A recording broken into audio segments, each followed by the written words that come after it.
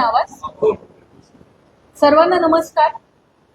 माननीय पोलीस महासंचालक महाराष्ट्र राज्य यांनी अशोक खरात आरोपी असलेल्या गुन्हा रजिस्टर नंबर 73/2026 या गुन्ह्याचा तपास SITच्या मार्फतीने करण्याबाबत आदेशित केलं होतं. त्यानुसार दिनांक 20 मार्च 2026 या तारखेपासून तो गुन्हा आणि त्याशिवायचे 10 गुन्हे असे एकूण 11 गुन्हे SITकडे तपासाला आहे. सदर विशेष तपास पथकामध्ये तपास अधिकारी म्हणून 2 पोलीस उपअधीक्षक आहेत जे माझ्यासोबत दोघे इथं उपस्थित आहेत.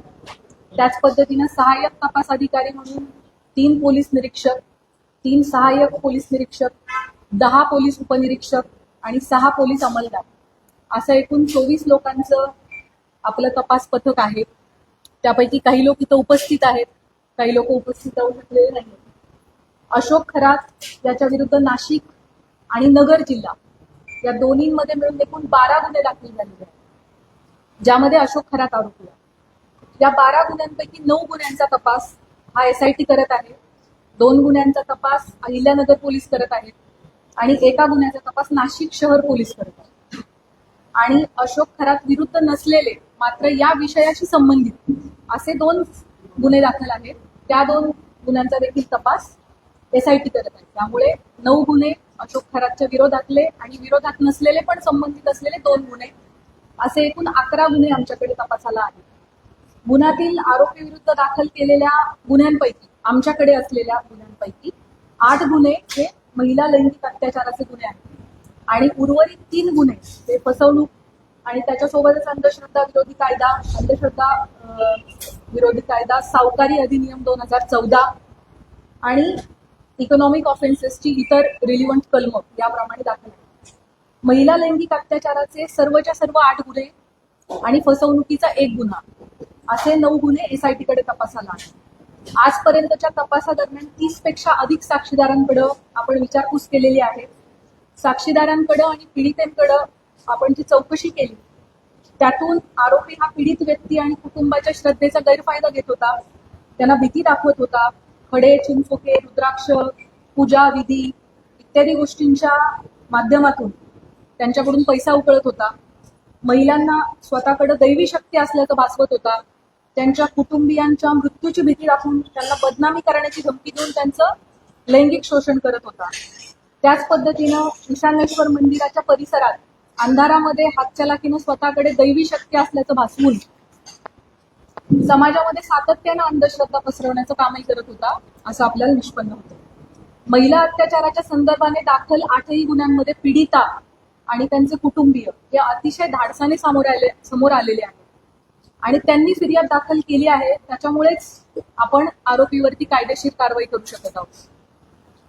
आपल्या सगळ्यांच्या माध्यमातून मी आवाहन करू इच्छिते की या महिलांनी लोक काय म्हणतील या भीतीनं अन्याय सहन केलेला आहे आणि आता अतिशय धाडसाने कुटुंबाला विश्वासात घेऊन त्यांनी गुन्हे दाखल केलेले आहेत. त्यामुळे त्यांची ओळख उघड न करणे, सोशल मीडियावरती त्यांचे व्हिडिओज न पसरवणे, आपल्या मोबाईल्समध्ये असे व्हिडिओ न बाळगणे हे आपल्या सगळ्यांचं नैतिक कर्तव्य तर आहेच, पण त्याचबरोबर माननीय सर्वोच्च आणि उच्च न्यायालयाचे देखील तसे कठोर निर्देश आहेत. त्यांची ओळख गोपनीय राहणे आणि त्यांच्या खाजगी बाबींची सार्वजनिक चर्चा न होणे हे त्यांच्या मानसिक आरोग्यासाठी आणि त्यांचं धैर्य टिकून राहण्यासाठी अतिशय गरजेचं आहे. आणि म्हणूनच न्याय संस्थेनं वारंवार absolute ban on identity disclosure अशी भूमिका ठेवलेली आहे. अशा केसेसमध्ये पोलिसांच्या पत्रकार परिषदा बाबतीत देखील मर्यादा निश्चित करण्यात आलेल्या आहे. पीडितेच्या गोपनीयतेचा भंग ज्या समाज माध्यमातून झाला आहे अशा प्लॅटफॉर्मवरून ती माहिती हटवण्याबाबत न्यायालयाचे निर्देश आहेत. पीडिता किंवा कुटुंबियांच्या मुलाखती घेण्यास बंदी आहे. अंतिम निकाल येण्यापूर्वीच आरोपीच्या प्रतिष्ठेला हानी पोहोचवणारे आणि माध्यमांद्वारे चालवणारा खटला, ज्याला आपण मीडिया ट्रायल असं म्हणतो, अशी परिस्थिती निर्माण करणारे किंवा केवळ तर्कवितर्काच्या आधारित वार्तांकन टाळावे असे निर्देश देखील माननीय उच्च आणि सर्वोच्च न्यायालयांनी प्रसारमाध्यमांना दिलेले आहेत. कलम 72 BNS लैंगिक अत्याचाराच्या पीडितांची ओळख उघड करणाऱ्यांना शिक्षेस पात्र ठरवते. अनुच्छेद 21 भारतीय संविधान पीडितेचा जगण्याचा अधिकार, गोपनीयतेचा अधिकार आणि प्रतिष्ठेचा अधिकार यांचं संरक्षण करतं. जुलै 2025 मध्ये मद्रास उच्च न्यायालयाने एका महिला वकिलाचे तिच्या संमतीशिवाय चित्रण केलेले खाजगी स्वरूपाचे फोटो व्हिडिओ तात्काळ 48 तासांच्या आत काढून टाकण्याचे आदेश दिलेले होते. अशा प्रकारची सामग्री रोखणं हे राज्याचं कर्तव्य आहे असं न्यायालयाने त्यावेळेला अधोरेखित केलं होतं. एसआयटीकडे असणाऱ्या गुन्ह्यांमधील पीडितांचे आक्षेपार्ह व्हिडिओ जे आहेत जे प्रसारित झाले होते त्याच्या एकूण 4650 लिंक्स एसआयटीच्या सायबर टीमने, आपली जी टीम आहे 24 लोकांची, यामध्ये 4 लोकांची सायबर टीम आहे. या सायबर टीमचं पूर्ण वेळ कर्तव्य हे होतं की प्रत्येक काही मिनिटांनी काही नवीन अपलोड झालंय का ते शोधणं आणि त्याला रिपोर्ट करणं. सो आपली ही जी एसआयटीची सायबर टीम आहे तिने महाराष्ट्र सायबरच्या मदतीने आतापर्यंत 4650 लिंक्स या डिलीट करून घेतलेल्या आहेत. त्याच पद्धतीने सोशल मीडियावरती आक्षेपार्ह पोस्ट पुन्हा पुन्हा टाकणाऱ्या एकूण 451 अकाउंटला कायमस्वरूपी काढून टाकण्यात आले. पीडितांचे आक्षेपार्ह व्हिडिओ प्रसारित केल्याप्रकरणी आतापर्यंत 2 गुन्हे देखील दाखल झाले आहेत. सदरचे गुन्हे हे सातपूर पोलीस स्टेशन नाशिक शहर आणि कोपरगाव पोलीस स्टेशन अहिल्यानगर या ठिकाणी दाखल असून संबंधित घटकच त्याचा तपास करत आहेत आणि त्यामध्ये आजपर्यंत एकूण 6 आरोपींना अटक देखील करण्यात आलेली आहे.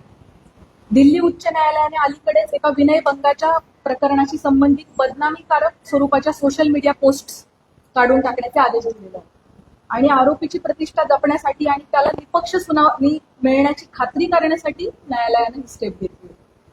एसआयटीकडे असणारे सर्वच तपास हे अतिशय संवेदनशील प्रकारचे असल्यामुळे त्याविषयीची जी माहिती आपल्याला सांगणं शक्य आहे ती माहिती मी आपणास याद्वारे दिलेली आहे.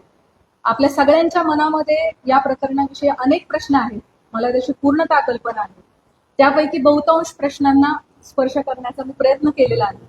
या प्रकारच्या गुन्ह्यामध्ये बीएनएस सेक्शन 93 बीएनएसएस प्रमाणे गुन्हा दाखल झाल्यापासून 60 दिवसांच्या आत आपल्याला दोषारोपपत्र दाखल करणं आवश्यक असतं. आपल्याकडचा या प्रकारचा पहिला गुन्हा हा नाशिक शहरामध्ये 17 मार्च 2026 रोजी दाखल झालेला आणि एसआयटीकडे त्याचा तपास 20 तारखेला आला, 3 दिवसानंतर. त्याचे ऑलरेडी 20 दिवस संपलेले आहेत आणि आणखी 40 दिवस अवधी आपल्या हातामध्ये आहे पहिल्या गुन्ह्यासाठी. आणि उरलेले जे 7 गुन्हे आहेत ते देखील पुढच्या आठवडाभराच्या कालावधीमध्ये दाखल झालेले आहेत. त्यामुळे 40 दिवसानंतर पुढच्या आठवडाभरात या उरलेल्या सगळ्या गुन्ह्यांचं देखील डेडलाईन जी आहे ती जवळ येते.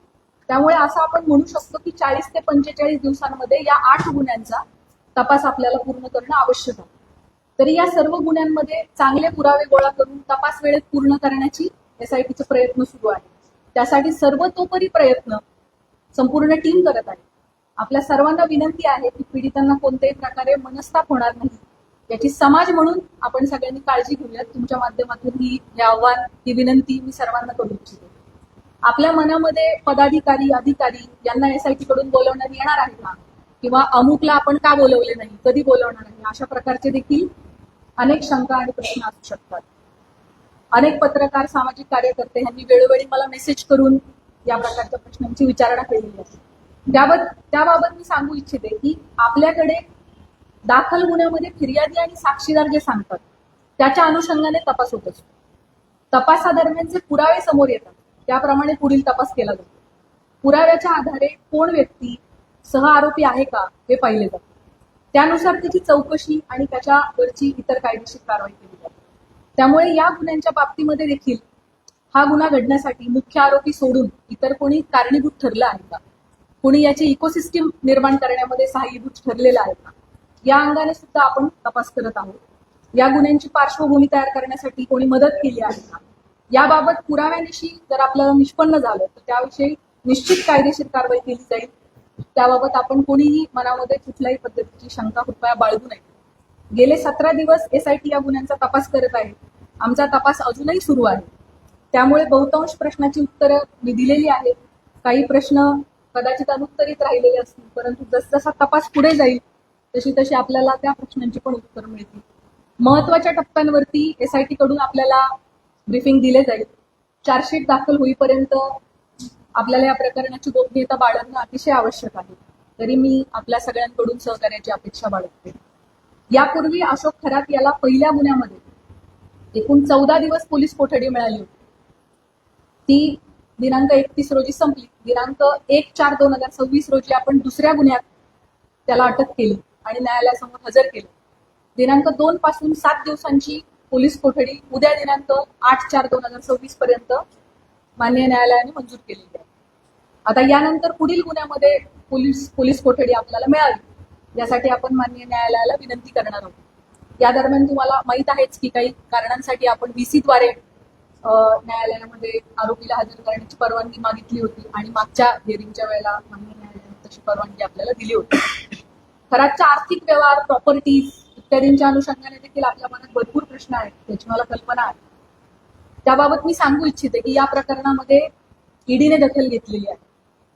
ईडीने विशेष तपास पथकाला जी माहिती मागितली आहे आमच्याकडून, ती सगळी माहिती आम्ही त्यांना पुरवलेली आहे आणि भविष्यात देखील ईडीला आमचे पूर्णपणे सहकार्य असणार आहे. भारतीय राज्यघटनेच्या कलम 51(अ) मध्ये भारतीय नागरिकांची मूलभूत कर्तव्ये सांगितलेली आहेत. त्यामध्ये वैज्ञानिक दृष्टिकोन आणि चौकस बुद्धीचा विकास करणे हे आपल्या सगळ्या नागरिकांचे मूलभूत कर्तव्य आहे असं आपलं संविधान सांगतं.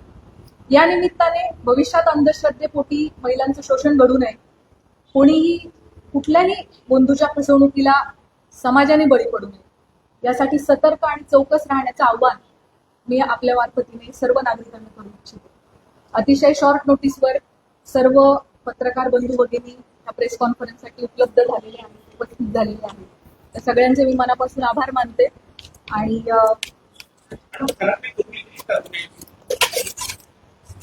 मी जसं सुरुवातीलाच सांगितलं की या गुन्ह्यांच्या बाबतीमध्ये मला जी माहिती आपल्याला सांगणं शक्य आहे ती माहिती मी आपल्या समोर मांडलेली आहे.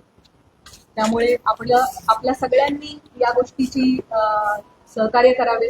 जोपर्यंत चार्जशीट दाखल होत नाही त्याबाबत काही तपासातल्या बाबींची गोपनीयता ठेवणं आपल्यासाठी अतिशय आवश्यक आहे.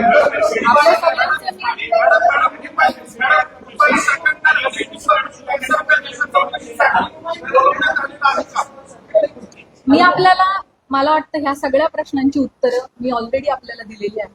सीडीआर लीकच्या बाबतीमध्ये आपण मला एक प्रश्न आता जस्ट कोणीतरी विचारलाय ज्याचं प्रश्नाचं उत्तर मी दिलं नव्हतं, तेवढं मी देते आणि आपण थांबूयात. अल्पवयीन यामध्ये कुणीही नाहीये. दुसरा जो प्रश्न सीडीआरच्या बाबतीत याची शासन स्तरावरती चौकशी होत आहे. त्या बाबतीत चौकशीत जे काही निष्पन्न होईल ते आपल्या समोर येईल. थँक्यू. जय हिंद, जय महाराष्ट्र.